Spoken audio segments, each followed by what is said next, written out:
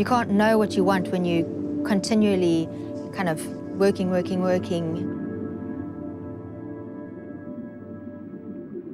You need to slow down. Start with a hobby and see where it leads you.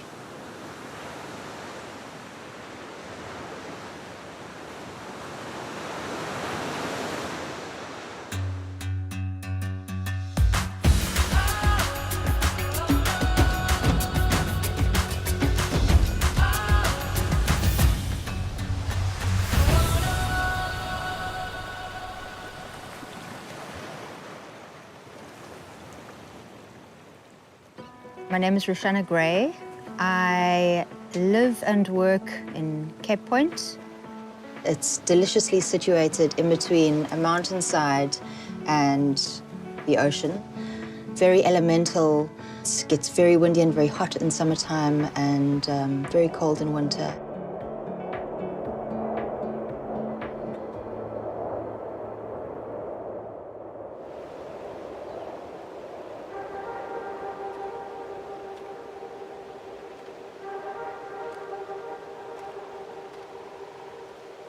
I would say I was floating.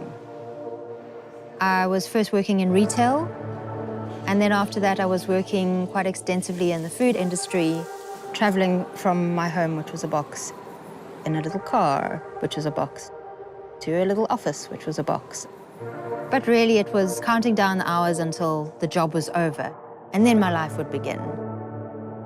That wasn't living for me.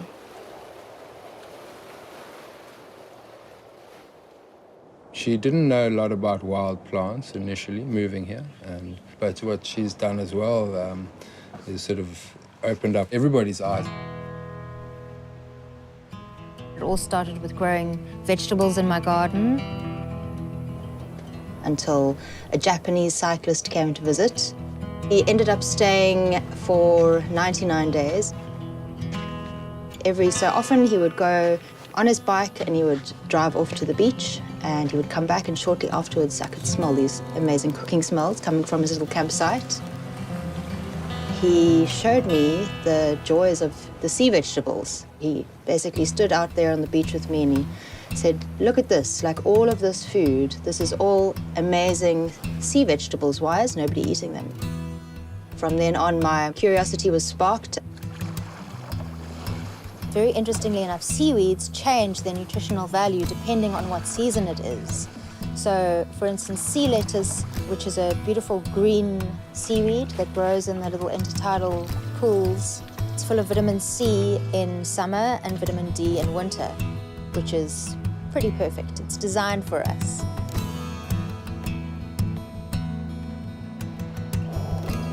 My interest in learning more of kind of tracking the edible landscape grew to such an extent that I couldn't keep it to myself anymore. When I first started, everybody thought I was completely crazy, and how could you possibly earn a living from going and collecting your food from the wild and showing people how to eat these weeds and things? And that's how the workshops were born.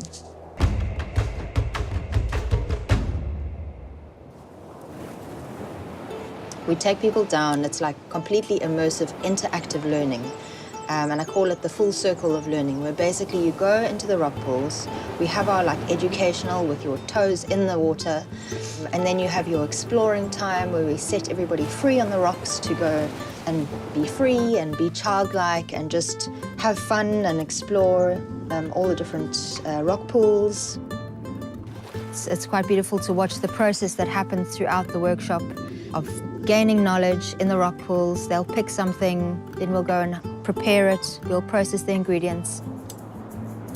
They'll start to be able to identifying all the different species, start to call it by its name, forming a little bit of a relationship with these ingredients.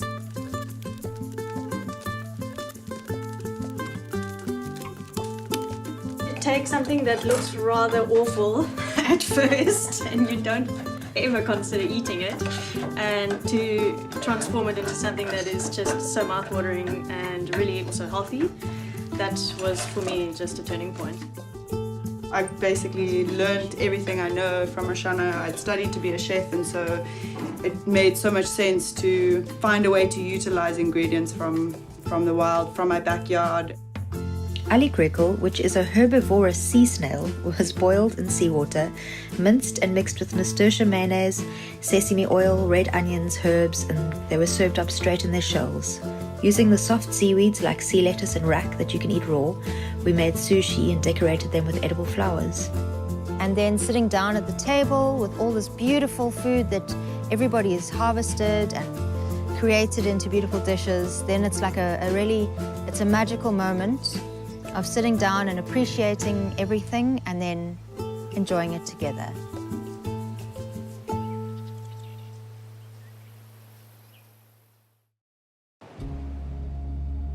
I'm proud of the fact that I've taken an idea and a thought, a very arty, romantic one, and it's kind of blossomed in its own way. Kind of changed my outlook on life. Don't not do something and then regret it. What's the worst that can happen? Spread your wings.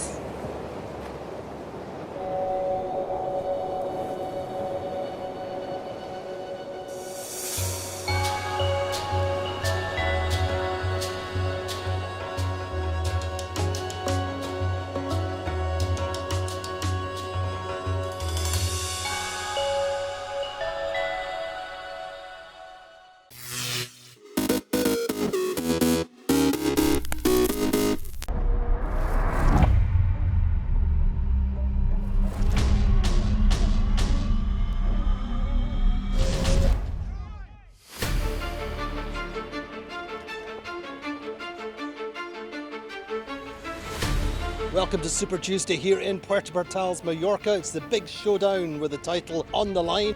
It's really between Phoenix and Sled, just 2 points between them, 10-point gap back to Quantum Racing. Now for the finale, we've got a new breeze, we've got a Mistral northerly breeze blowing offshore. We might even see up to 23 knots. It's going to be a great showdown. Who's going to win?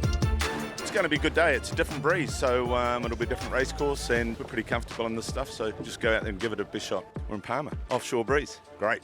It's another day. Hopefully it's a good day. We will do everything to have a good results. So in this big showdown, the first race of the day, 17 to 20 knots of breeze blowing offshore. It's shifty, it's puffy, and everything to play for. Phoenix start in the middle of the line safely. Going out in the left, early on off the pin end of the line, we have Interlodge, Allegri and Platoon. Sled go right up the first beat. Now the first mark, it's Phoenix and Gladiator pretty much overlapped with Prevezza in third. Down the first run, while Sled go out to the left. So Phoenix jibe to cover and leave the front of the fleet, leaving Prevezza to go round and lead into the finish line. Phoenix get through in second, take an 8-point lead into the last race.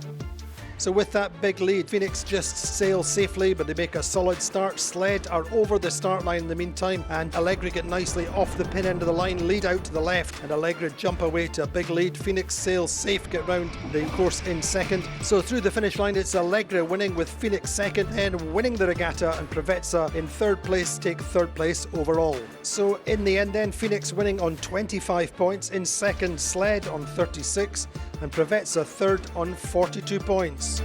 Really nice to get a podium. We sort of felt we were knocking on having a good regatta this week, but we just kept making the odd mistake, and it was good just to try and finish it off in the last couple of days. We've had a really good run for the regatta and sailed pretty darn well, so that we're pretty happy. And the season standings after 3 regattas, well, Phoenix now leading on 94 points, second are Quantum Racing on 96, Platoon third on 117, Sled fourth on 123.5 points, and Allegra fifth on 136 points. Feels great. It's such an amazing team that Tony's got here, and it feels amazing to win and win comfortably with this team. Well, a full programme sailed in the end here in Puerto Portales. A good week of racing in light to moderate sea breezes, and a great finale with Phoenix coming out on top in the end.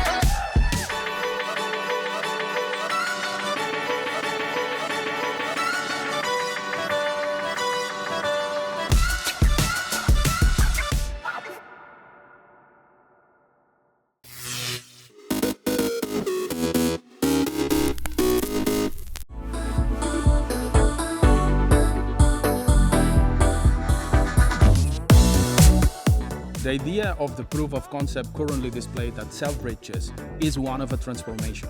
The leading retailers of the world are really thinking how to react to the emergence of e-commerce to evolve and enhance their value proposition to be much more focused on the consumer. The customer experience at the shops has to evolve to amplify the brand, put the customer at the center. So what we're showcasing here today is an extrusion technology that we've developed to work with ocean plastic. It is based on local manufacturing, so you can actually produce on demand, you don't create the stock, right? You can literally go to a shop or even do it online, choose your product, customize it, and then come here and pick it right fresh from the robot. Theoretically, every piece of plastic ever made can be recycled. What we're doing is we're cleaning up. We're taking that trash back from nature, and the application that we're presenting is all about giving this material a new purpose and avoiding more plastic to being made. The retail space is already changing. Robotics is already helping that transformation in areas like omni-channel, micro-fulfillment, customized production, but also robots are bringing and helping retail to fully digitalize. Every operation a robot does has data, and that data can ultimately be used by the retailers to understand better consumer preferences in order to offer them the product they want.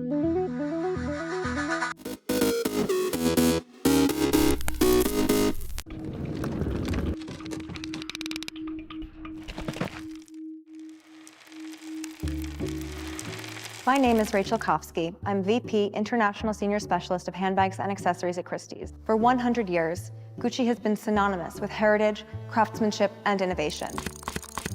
Now, Gucci has opened Vault, an experimental online space where visitors can acquire precious, vintage objects imbued with the rich history of the house. I am delighted to share some fascinating elements from the story of Gucci, conveyed through signature symbols, motifs, and styles. Lift boy sign. The story of Gucci begins with the tale of Guccio Gucci, who moved from Florence to London at the age of 16. Working as a lift boy at the Savoy Hotel, Guccio was inspired by the luxurious luggage of the sophisticated travelers there and dreamed of creating such magnificent pieces one day. In 1921, he opened his first shop in Florence, combining Tuscan craftsmanship with the refined taste of English aristocrats. Based on the label, we can date this waxed fabric shirt bag to the 1930s. The label features a lift boy holding two pieces of luggage, a proud reference to Guccio's former occupation. The Rinascimento motif. Pattern and repetition have always been important elements in the Gucci universe. The 1950s saw the creation of the Gucci Rinascimento motif, or Gucci Renaissance. The name and inspiration come from 16th century frescoes that have roots in Roman painting. This suitcase is reinforced with metal joists and is articulated with stitched leather, making it both aesthetic and functional. The stickers at the exterior recall the far-flung locations to which the suitcases journeyed. The Leonardo print. This beautiful suitcase is printed and hand-painted, and the flat knot and pomegranate ornamentation recalls 15th and 16th century velvets. GG monogram. The double G initials appeared in the house's collections at the end of the 1960s in homage to founder Guccio Gucci and became a distinctive motif of the brand. This example is a 1960s fabric hat box, a piece of luggage created for jet-setters of the time. Bombay effect. The distinctive domed and polished effect of this 1970s Lycée crocodile bag is a result of very specialized craftsmanship techniques that have been passed down to Gucci artisans today and is known as the Bombay effect. In the house's Florentine workshop, Gucci bags were assembled by hand by one craftsman. The process could involve up to 10 hours and 100 pieces. The hardware is made of 1 gold micron obtained in a 24-karat gold salt bath. The use of gold is also a hallmark of the Gucci universe. Leather suitcase. This very rare late 1930s suitcase is crafted from one of the first materials used by Gucci. The cuoio grasso leather was first used for tack and saddles. The expert method results in a soft, smooth, and flexible leather with an extraordinary resistance to scratches. The finished product is distinctively Gucci. Jackie bag. This model was first seen in 1961 and is now referred to as the Jackie 1961. It is crafted from brown suede with the iconic green, red, green fabric web stripe. This original model is available on Gucci Vault and provides a unique opportunity to acquire a piece of fashion history. The bamboo bag. The house's Florentine artisans found that by burning cane sticks by hand over an open fire. They could mold the lightweight and durable bamboo into a curvilinear shape, perfect for the top handle of a bag. This model, code 0633, was created in 1947 and features a bamboo turn-lock closure. This exemplar from the vault is an original model from the 1960s that has been updated by the house with a two-tone woven leather strap, making this piece truly one of a kind. Clutch with interlocking G hardware. Gucci in the 1970s immediately conjures visions of the disco era. The bag was first seen in the Artisan's Notebook from 1969 to 73. Vault offers collectors the opportunity to acquire this covetable 1970s clutch in a brown suede square GG motif. The number 33 is stamped in the interior, identifying the craftsman who made the bag. Horsebit. Harking back to Gucci's equestrian-inspired heritage, the double ring and bar horsebit hardware is an icon that has endured through the decades. First appearing in 1953, the horsebit traveled from loafer to handbag, and to this day represents one of the most recognizable symbols in luxury. This handbag is the precursor to the house's beloved Gucci Horsebit 1955 line. In the year of its centennial, Gucci has opened Vault, giving collectors and enthusiasts alike the opportunity to acquire a piece of the house's history. The online concept store and the precious objects it holds are a testament to the importance that Gucci places on its archive and archival elements and their ability to captivate decade after decade.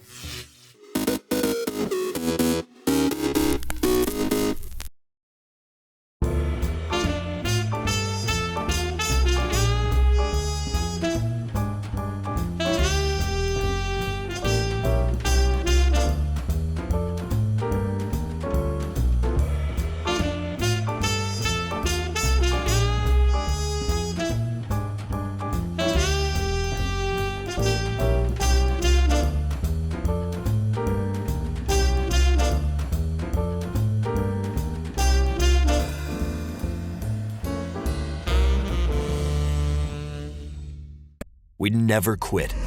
We never give up. We take control. To the world titles. To the world's first. The world's best. UFC Strawweight Champion. Come with us. We're just getting started. It's going to be so much fun, I promise you.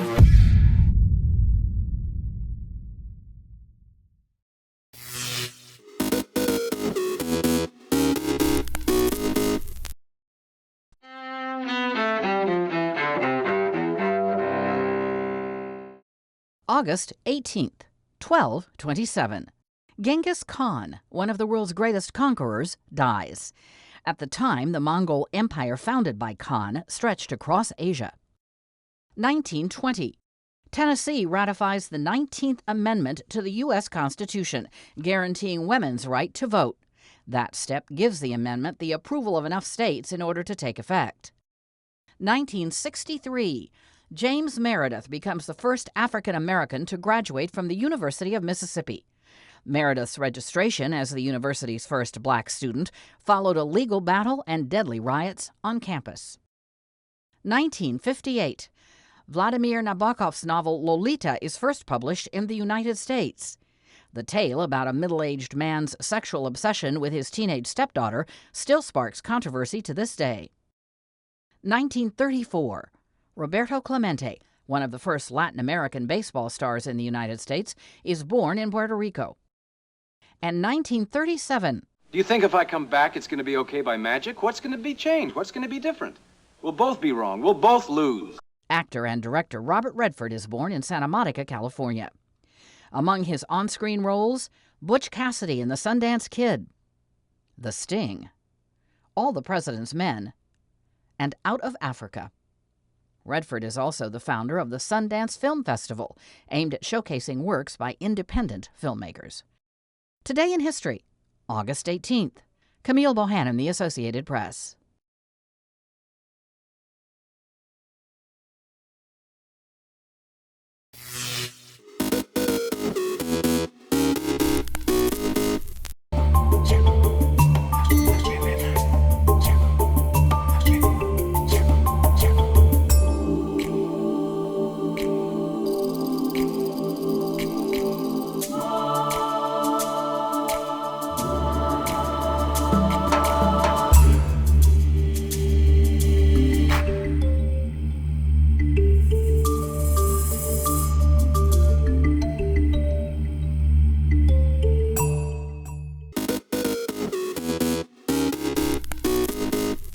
Welcome back in our studio, and in today's news,